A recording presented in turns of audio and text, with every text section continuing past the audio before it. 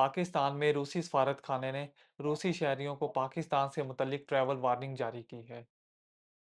اسلام آباد میں موجود روسی سفارت خانے کے اعلامیے کے مطابق روسی شہری پاکستان کے سفر سے گریز کریں۔ روسی سفارت خانے نے کہا ہے کہ کشیدگی کم اور صورتحال مستحکم ہونے تک روسی شہری پاکستان کا سفر نہ کریں۔ اعلامیے میں مزید کہا گیا ہے کہ یہ ہدایات پاک بھارت بڑھتی ہوئی کشیدگی اور بعض حکام کی جانب سے جنگجوانہ بیانات کے تناظر میں دی گئی ہیں۔ ناظرین، دوسری جانب اقوام متحدہ نے پاکستان اور بھارت کے درمیان بڑھتی ہوئی کشیدگی پر تشویش کا اظہار کیا ہے۔